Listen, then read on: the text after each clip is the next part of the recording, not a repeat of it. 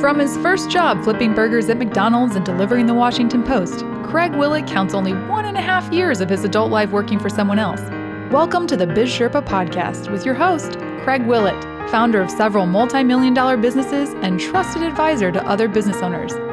He's giving back to help business owners and aspiring entrepreneurs achieve fulfillment, enhance their lives, and create enduring wealth. The Biz Sherpa.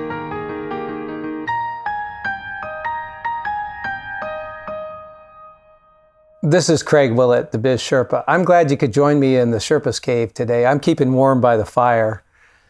You know, I love being able to help people, and I'm grateful you joined me. You know, one of the things that I think we often think to ourselves, and we're very critical of, is that we aren't very good at planning. How many people who are listening love to budget? Doesn't a budget sound restrictive? You know, it can be at times, but you know, budget isn't, somebody once said, budget isn't limiting yourself. Instead, it's about making things that excite you possible. It's about garnering your resources and applying them to what's most important that will bring the greatest return and satisfaction to you. And so I think if you're like many of us out there who think, oh, budget, I hate a budget, I hate doing my budget, I hate accounting back to myself for the budget, then I'd listen up and take a new point of view on this. Budgeting actually takes away some of those limits and allows you to experience what you think is most exciting. Think about it. When you like to go on a vacation, how many times do we look at how much we're willing to spend, and then you decide within what parameters you have to spend on a vacation, what will bring the greatest satisfaction or have the most fun? And I think budgeting, if we can adopt an attitude like that in business, we can do and pursue the activities in business that will bring the greatest excitement and the greatest return to us. You know, budget really is just a plan. I'd like you to think about that for a minute. When you budget, where do you put your money? We tend to put limits, right? We know where we have weaknesses. And so sometimes we do need to put that in place, but it's a plan. It's not hard and fast. Things change. And so I would consider looking at it as a plan, and then you change as things plan, right? You may have someone key in your business get sick and you have to replace them. You may have something else happen in your business and you have to change your plan. And when you change your plans, your budget needs to reflect those changes. It may be that your sales are taking off and you need to increase your budget for marketing and sales and shipping and production.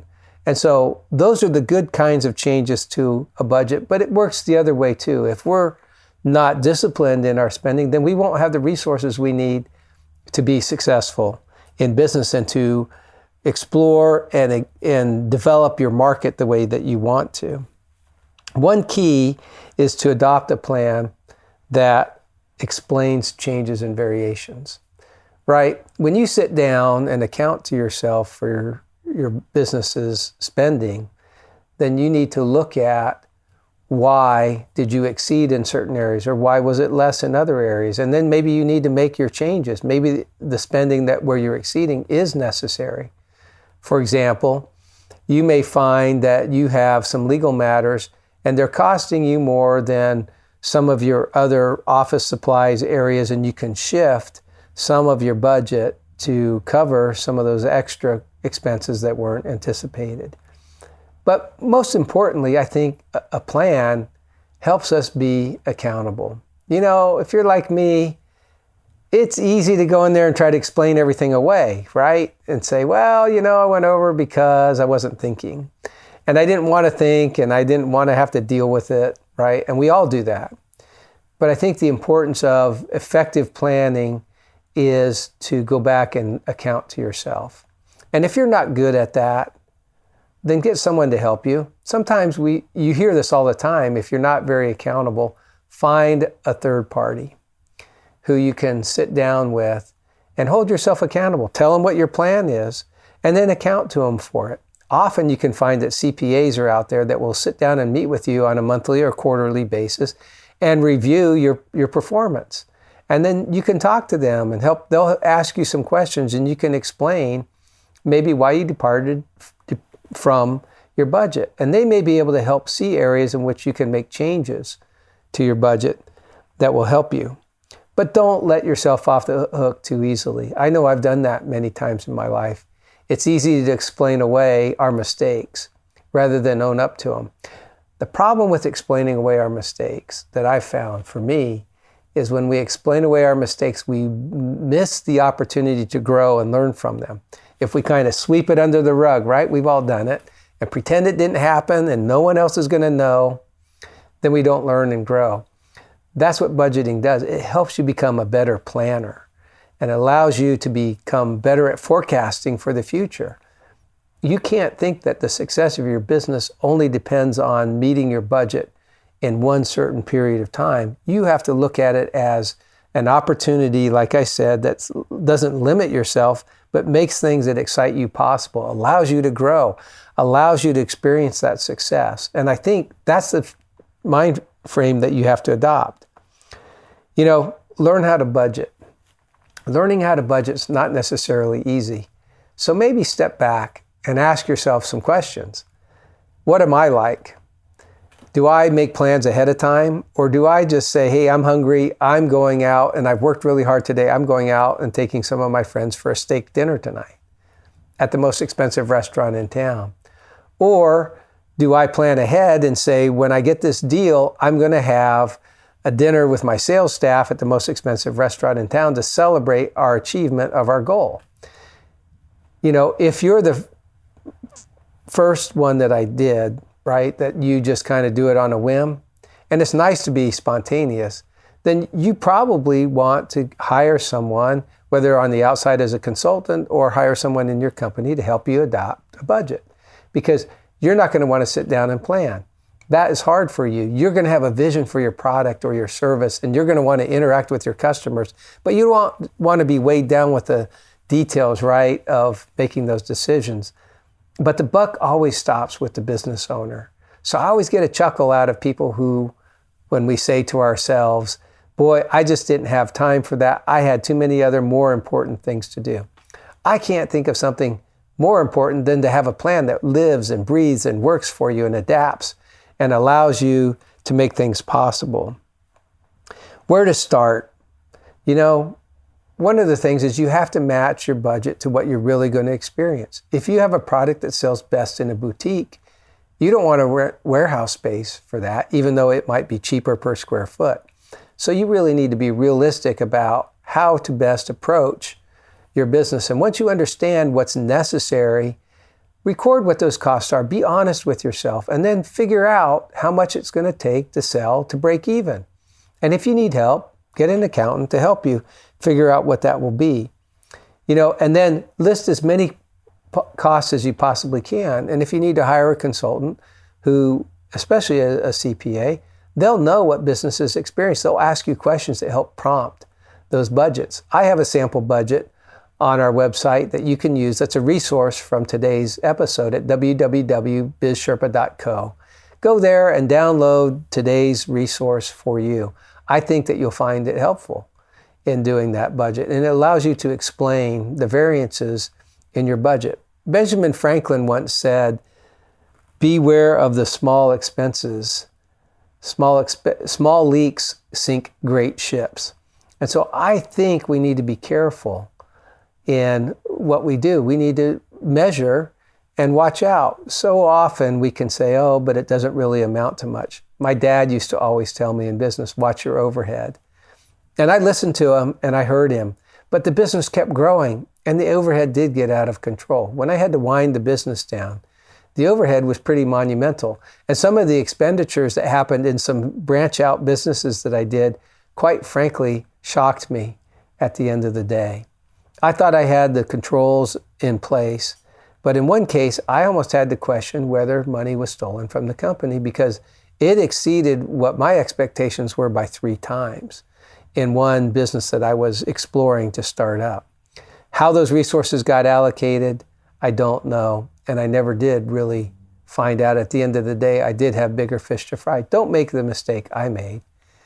control those. Make sure there's a process for approval. And if things are out and above the ordinary, make sure someone has to come to you to approve it, or someone that you trust to be able to approve certain expenditures. So back to the budget scenario. Why is it that when you talk to your friends who build a custom home, they always say they love their home, but it always costs way more than they thought it was going to at the beginning? Now, way more can be different for each of us. 10%, if you're building $1 million home, $100,000, that may be way more for some people. And you may say, oh, $100,000, that's not that much. But 10 to 20%, sometimes 30%. Costs increase over time. We start looking at things and going, there's a better granite for the countertop, or there's a new product that came out, or I want wood paneling in my office, not just painted walls. And when you make those decisions, it changes the overall cost. Often, we don't take the time to slow down and determine how much it's going to impact, get a proposal, and then you're also always going to pay more for those kinds of changes that you do on the fly, and it will slow it down. So my point being, as you have a plan, try to anticipate as many things as possible, and then give yourself a fudge factor in there. And I don't mean to fudge the numbers. What I'm talking about is to give yourself an allowance for unanticipated contingencies. There are things that are going to happen in business that you can't anticipate up front. When you build a home, normally there's a line item for a contingency, and you use that. But not everything can be a contingency, because then you don't have a very good plan. And just like in accounting, when you do your accounting, you don't want to have everything be a miscellaneous expense. Either it's a planned for expense and it has a name and a category and you use it. And I would say use that same kind of discipline in your planning, but allow yourself some room. Otherwise, you're going to end up being too hard on yourself. I know how it is. We all want to meet our expectations, our own personal expectations, let alone someone else's. And our own personal expectations are probably the source of our own self-esteem. And so you want to allow yourself to succeed. And you can't know everything in the future. Admit your own frailties and then live with them. But live with intolerances of those, and make sure you get the proper help for it. One of the great things about a budget that I think gets overlooked as a business owner is it allows you to communicate with your investors, your shareholders, your lenders, especially the bankers. Bankers love it when you can show that you're going to spend a certain amount and that you meet those expectations when you live within your budget. When you don't, be sure you have adequate explanations, not excuses. They'll see through the excuses. They've heard them. They know all of them because they hear it from customers every day. Be the extraordinary customer. By that I mean go above and beyond. Meet their expectations every time. When I was developing office buildings, I had my bank standing behind me. There was no limit to what I could borrow. There were limits on each project, but there weren't limits to the number of projects I could do. Why? I asked them one day when they called me into a meeting, after the meeting, why did they always bring me in each year to meet with the board? And they said to me, Craig, you always meet or exceed your projections. And because you do that, we can reliably set aside the money and want to set aside the money for you, because we want to make sure that we have adequate funds to lend to your business, because you always meet those or exceed those. I think it's important to our credibility. And I think there's nothing greater than feeling that kind of satisfaction that we can meet those expectations. It will bring great credibility to your business as you need to grow it. And you may not see it today as important, but it's extremely important when you need to borrow.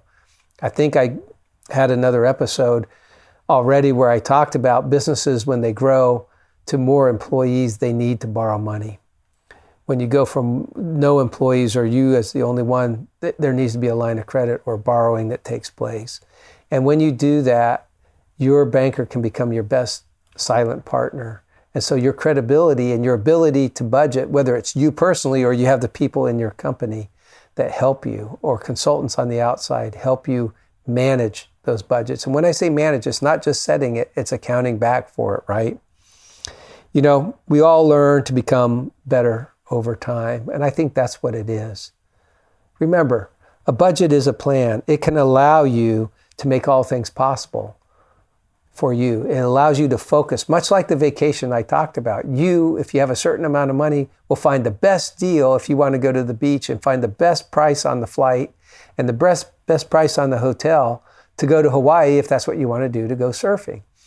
That's what I'm talking about in a budget. If you want to have a successful business and get the most for your money out of your sales and marketing campaign and out of your production of your product and out of your customer service and your delivery, then you'll set aside the right sufficient funds to be able to do that. And it will allow you to make your dream come true.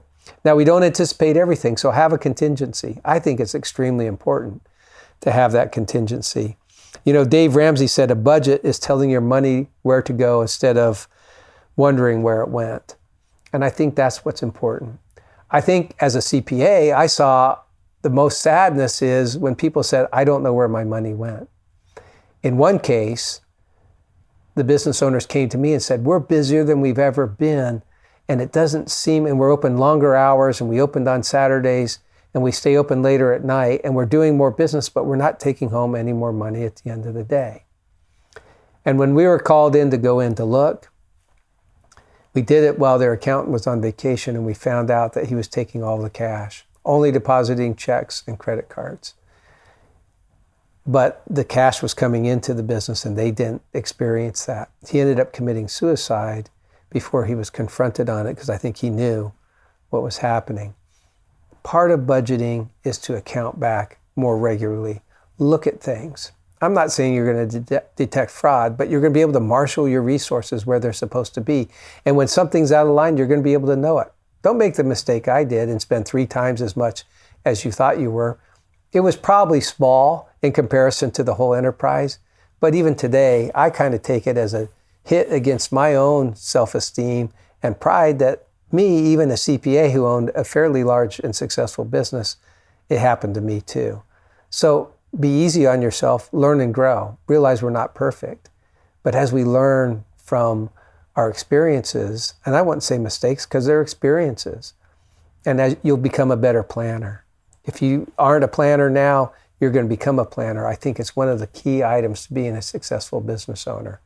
Like I said, if you're the kind that want to just at a last whim go to dinner, I think that's great. And I like to do that too. But I also think it's important to respect the resources that you've garnered from others, from a bank, or from your own personal savings. It means a lot to you. When you treat that with respect, and I'm not talking about penny pinching, I'm talking about understanding where it's going and what the benefit you expect to get from it, and then measure that benefit. When you do that, you will unlock and unleash a real key secret to success. You know, most business owners don't like to do that. We hate it, right? The word budget should make your skin curl. And I think it does for a lot of people. But when you look at it as a plan that will unleash your dreams, then you're taking the right approach. So whenever you get tired of having to go back and account to yourself and be accountable, thank yourself for the opportunity to be honest with yourself. Thank yourself for the opportunity to learn and become better. And as we become better and better, we improve. And when we improve, our product improves, our employees improve, our service improves, and our success is greater. This is Craig Willett, the Biz Sherpa. I hope you share this with people around you. You know, this is a lesson that can be applied not only to business, but to life, in our personal spending habits. You'll see I'll have another fireside chat about savings, one of my favorite topics. And I think when we learn to save, I like what Dave Ramsey said, that budget, I said it before, budget isn't limiting yourself, but making things that excite you happen. But more importantly, what Dave Ramsey said is budgeting is telling your money where to go instead of trying to figure out where it went. You don't want to be in that position. You want to be in control. You want to be happy. It may not be everything that you want, but it allows you to be honest. And when you're honest with yourself, you can experience greater success, greater personal happiness. I promise you, you'll feel and sense a greater sense of personal happiness as you become in control and in charge of your resources. Again, this is Craig Willett, the Biz Sherpa. Thanks for joining me. Be sure to go to our website to access the resources related to this episode at www.bizsherpa.co. If you enjoyed this show, tell your friends about us and be sure to rate our podcast. Craig would like to hear from you, so share your thoughts in the Facebook community at bizsherpa.co. Follow us on Twitter at bizsherpa_co and on Instagram at bizsherpa.co.